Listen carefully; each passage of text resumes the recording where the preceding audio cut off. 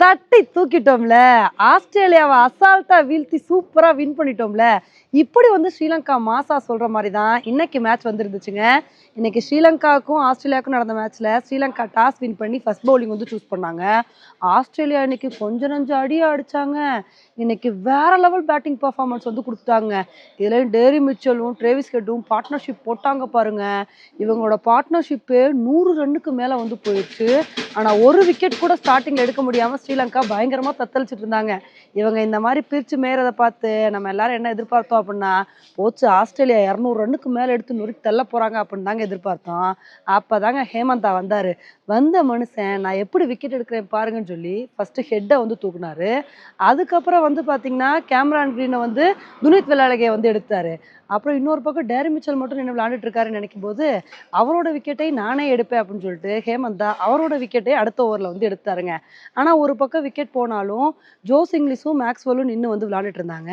இவங்களோட விக்கெட்டை எப்படியாவது எடுக்கணுமே அப்படின்னு நினைக்கும் போது ஜோஸ் இங்கிலீஷ் ஒரு கட்டத்தில் வந்து அவுட் ஆயிட்டாரு. ஆனால் மேக்ஸ்வெல் நின்று அதிரடி காட்டும் போது நமக்கு ஒரு பக்கம் பக்கு பக்குன்னு ஆகிப்போச்சு. இவர் நின்று நல்ல ஒரு இன்னிங்ஸை கொடுத்துருவாரோ அப்படின்னு நினைக்கும் போது அப்போ தாங்க ஹேமந்தாவோட பால்ல மேக்ஸ்வெல் அடிக்க போய் 10 நிமிஷங்க ஒரு கேட்ச் பிடிச்சாரு பாருங்க. அதுதாங்க எனக்கு மேட்சோட டேர்னிங் பாயிண்ட் அப்படின்னு வந்து சொல்லணும். அதுக்கப்புறம் ஆஸ்திரேலியா பேட்ஸ்மேன்ஸ்னால வந்து அந்த அளவுக்கு வந்து எடுக்க முடியல ரன்னு. வர ஒரு பக்கம் விக்கெட் போய்கிட்டே வந்துருந்துச்சு. இதனால 20 ஓவர் முடிவில் ஆஸ்திரேலியா இன்னைக்கு 181 ரன் எடுத்து ஆல் அவுட் ஆயிட்டாங்க.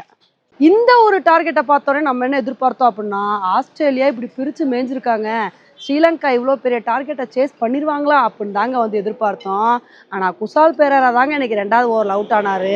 10 நிமிஷங்காவும் குசால் மெண்டிஸும் பார்ட்னர்ஷிப் போட்டாங்க பாருங்க. சும்மா வேற லெவல் பார்ட்னர்ஷிப் போட்டு நொறுக்கி தள்ளிட்டாங்க. 2 பேருமே ஹாஃப் செஞ்சுரி அடித்து நல்ல ஒரு இன்னிங்ஸை வந்து கொடுத்துட்டு இருந்தாங்க. அப்படியே உங்களோட இன்னிங்ஸ்லேயே வந்து மேட்ச் முடிஞ்சிடும்னு நினைக்கும் போது குசால் மெண்டிஸ் ஒரு கட்டத்தில் வந்து அவுட் ஆயிட்டாரு.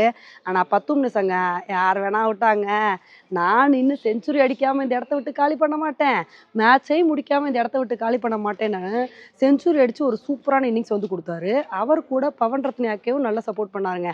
இதனால இந்த மேட்சை ஸ்ரீலங்கா 18வது ஓவர்ல 8 விக்கெட் வித்தியாசத்துல ரொம்ப கம்ஃபர்டபுளா வின் பண்ணிட்டாங்க. இப்ப இந்த மேட்சை ஸ்ரீலங்கா வின் பண்ணது மூலமா அவங்க சூப்பர் 8க்கு வந்து போயிட்டாங்க. இப்ப ஆஸ்திரேலியாவோட நிலைமை தான் ரொம்ப மோசமா ஊசலாடிட்டு இருக்குங்க. ஏன்னா ஆல்ரெடி சிம்பாப்வே கிட்ட தோத்துட்டாங்க, இப்ப ஸ்ரீலங்கா கிட்டையும் தோத்துட்டாங்க. இனி அடுத்து ஆஸ்திரேலியா என்ன பண்றாங்க அப்படின்றத பொறுத்து வந்து பார்க்கலாம். ஓகே ஃப்ரெண்ட்ஸ், இந்த ஒரு மேட்சை பற்றி நீங்கள் என்ன நினைக்கிறீங்க?